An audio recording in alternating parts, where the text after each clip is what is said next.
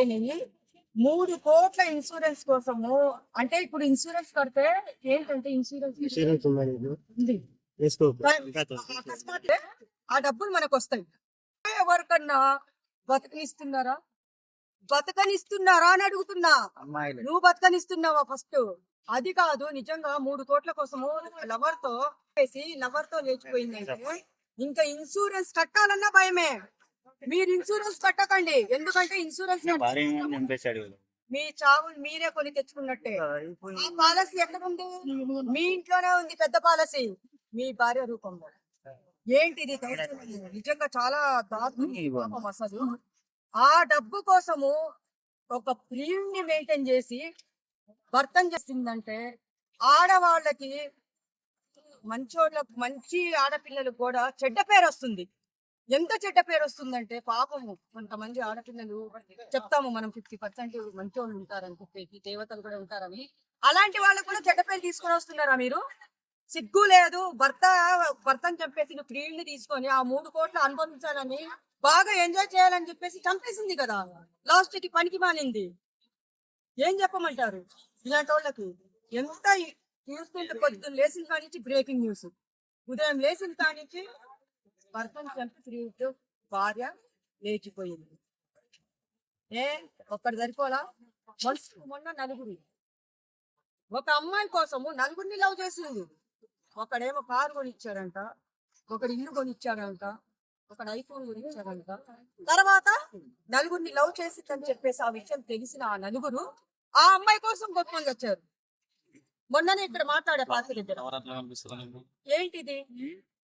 నేనేం చెప్పాలి దాని గురించి? అంటే వాళ్ళు ఎంత ఎంజాయ్ చేస్తారు ఆ 3 కోట్లు తీసుకొని పోయేసి. దయచేసి ఇప్పుడు చూడండి, ఈ వీడియో చూసిన వాళ్ళందరూ నేను ఒకటే రిక్వెస్ట్ చేసుకుంటున్నానమ్మా.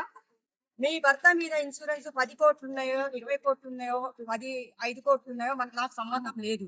మీరు ఒకవేళ కట్టారు అనుకోండి, మీ గోతిలో మీరే పడతారు.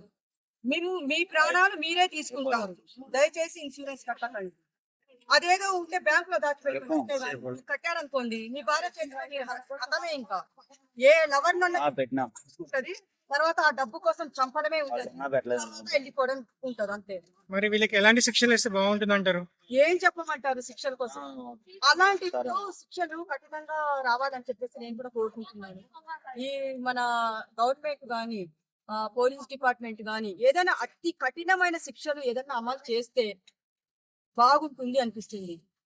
ఎవరికి వాళ్ళు తప్పించుకొని తిరుగుతున్నారు ఇక్కడ. ఆ గవర్నమెంట్ ఇప్పుడు పోలీస్ డిపార్ట్మెంట్ కరెక్ట్ ఉందా? మొన్న మీరు చూశారు ఎక్కడ? తమిళనాడులో ఒక చిన్న పాపని కిడ్నాప్ చేసి చంపేస్తే మనం మాట్లాడుతున్నాం దాని గురించి. ఇది చాలా దారుణము. పోలీస్ డిపార్ట్మెంట్ ఒక అమ్మాయికి న్యాయం చేయడము పోయేసి వాళ్ళు ప్రెస్ మీట్ పెట్టి ఆ ప్రెస్ మీట్ లో వాళ్ళ జీవితాలు ఎగతాలు చేస్తారా? 10 సంవత్సరాల పిల్ల, ఆ పిల్లకి ఏం తెలుసు? అంత దారుణంగా రేప్ చేసి బావిలో వేసి చంపేశారే. సిగ్గు లేదు పోలీస్ డిపార్ట్మెంట్. కానీ మా విజయ్ గారు, సీఎం గారు ముగ్గురిని సస్పెండ్ చేశారు.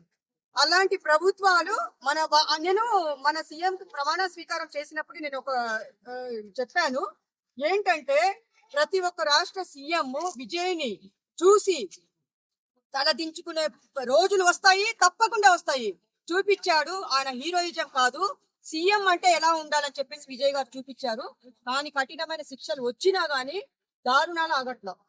ఏ పిల్లల్ని చంపకుండా ఆడపిల్లల మీద అఘాయిత్యాలు గాని, చంపడం గాని అది ఆపట్లేదు. బ్రహ్మం గారు ఏం చెప్పారు మనం చూద్దాము. ఇంకా 2020 నుంచి స్టార్ట్ అయింది. రాను కామాంధులు పుట్టుకొస్తారు, వాళ్ళ నుంచి తప్పించుకోవాలి. ఇంకా ఆడపిల్లల్ని పుట్టించకూడదు దేవుడు. ఎందుకంటే ఆ తల్లిదండ్రులు ఎంతో కష్టపడి వాడి ఎంతో పెంచి పెద్ద చేసి, నా కూతురు ఇలా కావాలి, నా బిడ్డ ఇలా కావాలని చెప్పేసి కలలు కానీ ఉంటారు. వీళ్ళు చూసారా? అలాంటి పిల్లల్ని వీళ్ళు దారుణాన్ని పొడిగొట్టి చంపేస్తున్నారే. వాళ్ళని ఏం చేయాలి చెప్పండి? మొన్నని తల్లిని, కొడుకు ఎక్కడికి పోతుంది సమాజము? తల్లికి